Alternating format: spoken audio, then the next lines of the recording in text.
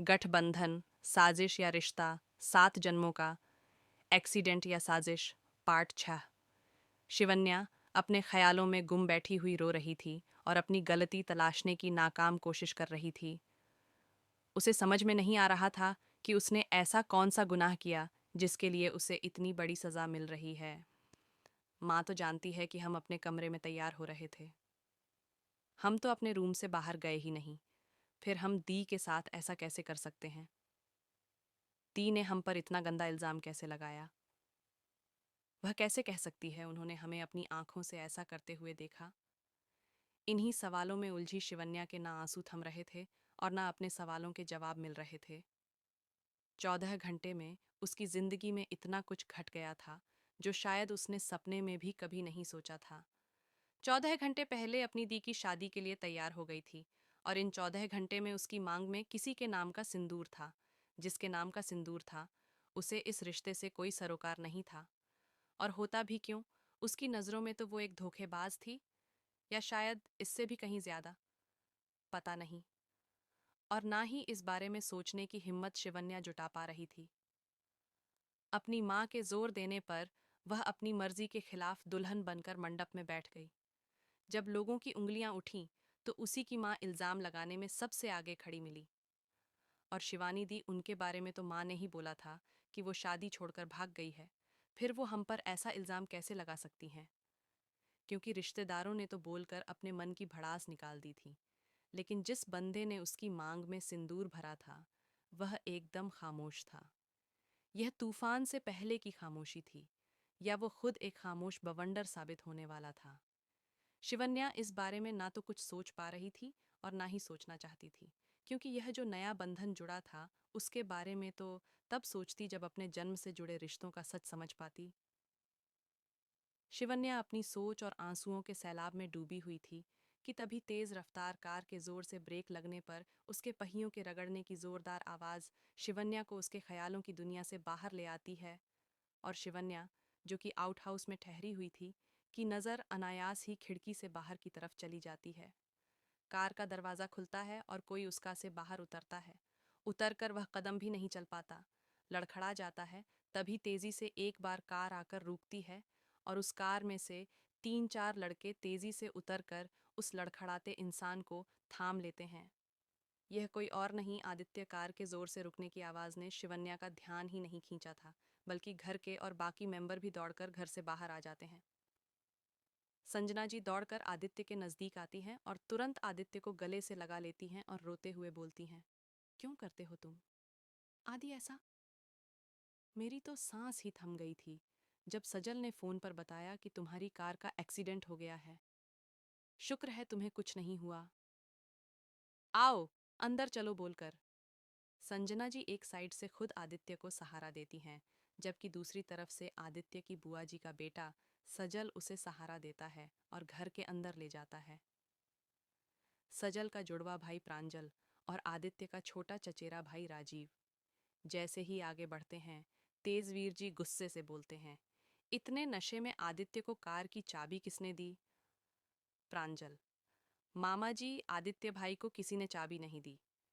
जब unknown collar ने हमें कॉल करके आदित्य भाई के बारे में बताया तो हमने तुरंत सजल को कॉल किया। हम और राजीव वहां पहुंचे तो देखा आदित्य भाई की कार एक पेड़ से टकराकर खड़ी थी और आदित्य भाई कार में बैठे ड्रिंक कर रहे थे। हमने बड़ी मुश्किल से आदित्य भाई को बाहर निकाला, तभी सजल भी वहां पहुंच गया। हमने आदित्य भाई को सेजल की कार में बिठाया, तभी सजल की नज़र सड़क पर पड़ी। वहां पर किसी बड़े से ट्रक के पहियों के घिसटने के निशान थे। सजल और हम दोनों उन निशान को देखकर शॉक्ड थे, क्योंकि जब आदित्य भाई ने पहली बार शराब पी थी तब भी उनका एक्सीडेंट ट्रक से हो गया था, लेकिन शुक्र था उनकी जान बच गई।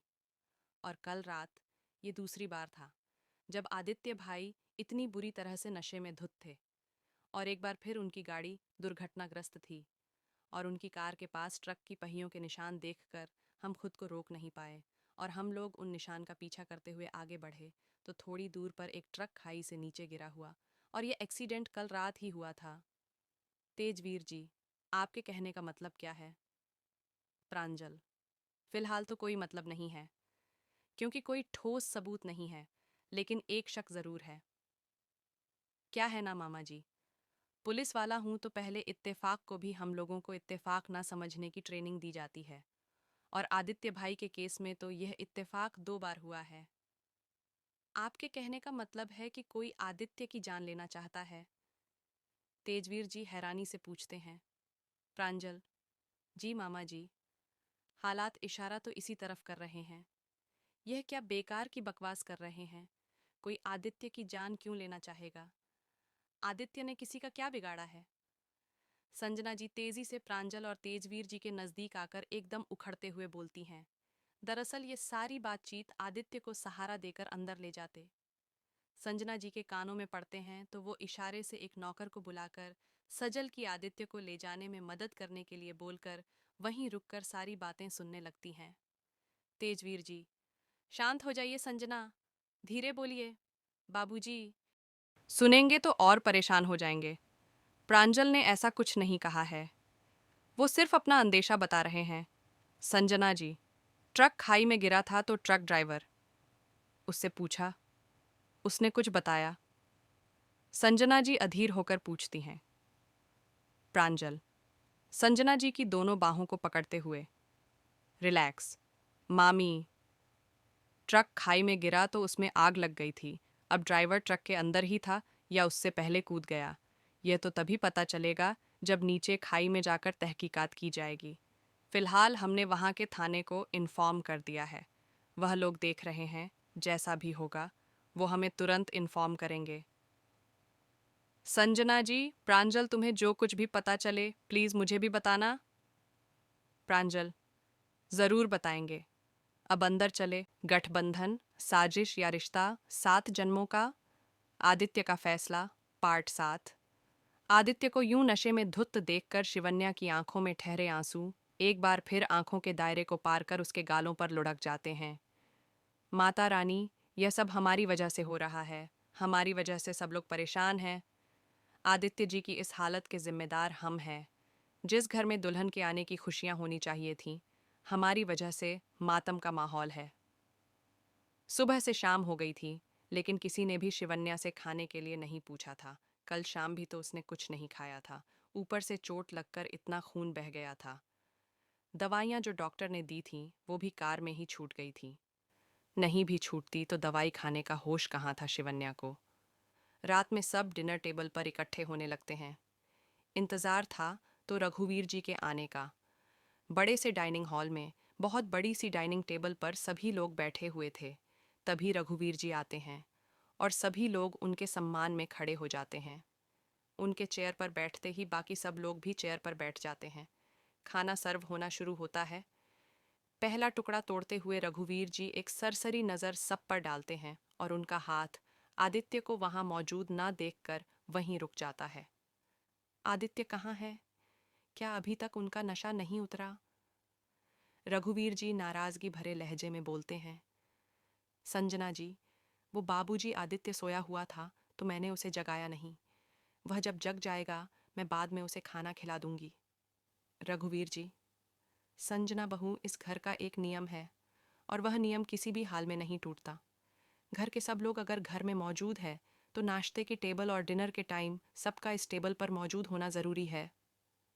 संजना जी: बाबूजी वो परेशान। रघुवीर जी: और शिवन्या, वो कहाँ है? वो डिनर टेबल पर क्यों नहीं है?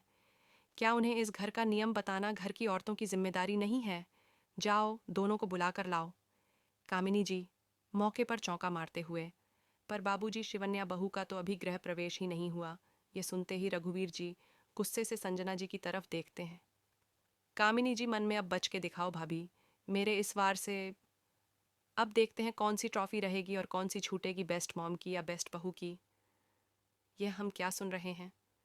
शिवन्या का गृह प्रवेश अभी तक नहीं हुआ है। घर की बहू अभी तक आउट हाउस में ही है। पहली बार आपने हमें शिकायत का मौका दिया है। संजना बहू, हमें आपसे यह उम्मीद नहीं थी। हमने आपकी बात मान ली थी कि शिवन्या का गृह प्रवेश आदित्य के साथ होगा, लेकिन आदित्य को भी घर में आए हुए 10 घंटे से भी अधिक समय गुजर चुका है। अभी तक आपने गृह प्रवेश नहीं कराया।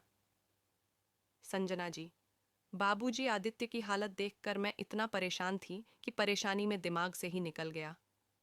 रघुवीर जी, फटाफट आदित्य को बुलाओ, और अब भी इसी वक्त बहू का गृह प्रवेश होगा। डिनर बाद में करेंगे।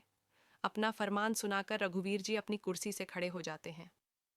किसके गृह प्रवेश की तैयारी हो रही है? सीढ़ियों से उतरते हुए अपने कुर्ते की बांह फोल्ड करते हुए आदित्य बोलता है। रघुवीर जी, आपकी दुल्हन के। आदित्य, माफ कीजिएगा दादाजी, धोखे को दुल्हन का नाम देने की कोशिश मत कीजिए। उस धोखेबाज लड़की से मेरा कोई रिश्ता नहीं है। रघुवीर जी। आदित्य, देख रहे हैं आजकल आपकी नाफरमानियां बढ़ती जा रही हैं। आदित्य, क्या चाहते हैं आप हमसे? हम शादी नहीं करना चाहते थे, आपने आदेश दिया और हम सर झुकाकर शादी करने के लिए तैयार हो गए। ना सिर्फ शादी करने के लिए तैयार हो गए, बल्कि जिनसे आपने कहा बिना देखे बिना जाने उन्हें अपनी जिंदगी में शामिल करने के लिए तैयार हो गए। आपका आदेश हमने मान लिया था, वो भी आंख बंद करके। जिससे भी आप हमारे फेरे फिरवाना चाहते थे, इस घर की बहू बनाकर लाना चाहते थे, तैयार हो गए थे, तो हमें मजबूर किया गया एक बार जाकर मिलने के लिए। ना चाहते हुए भी आपकी वो बात भी मान ली। फिर एक और अजनबी चेहरे को हमारे सामने खड़ा कर दिया कि ये आपकी दुल्हन है। आप सबकी बात का मान रखते हुए हम तो किसी से भी शादी करने के लिए तैयार थे, लेकिन इसका मतलब यह तो नहीं है कि हम किसी को भी अपनी पत्नी मान लेंगे। जो लड़की अपनी सगी बहन की नहीं हुई, उसके साथ धोखा कर दिया। आप चाहते हैं ऐसी लड़की को हम अपनी जिंदगी में शामिल कर लें? रघुवीर जी, शामिल तो वो हो चुकी है आपकी जिंदगी में। मंत्रोच्चारण के बीच 7 फेरे लिए आप दोनों ने। मांग में सिंदूर भरा है अपने उनकी। उनके गले में आपके नाम का मंगलसूत्र है।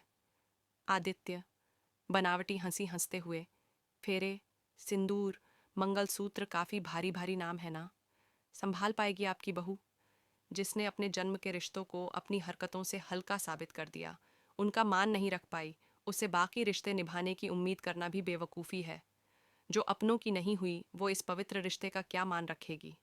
आप लोगों को उस धोखेबाज लड़की को अपने गले से लगाना है तो बेशक लगाइए, लेकिन उस लड़की की ना तो हमारी जिंदगी में और ना ही हमारे रूम में कोई जगह है।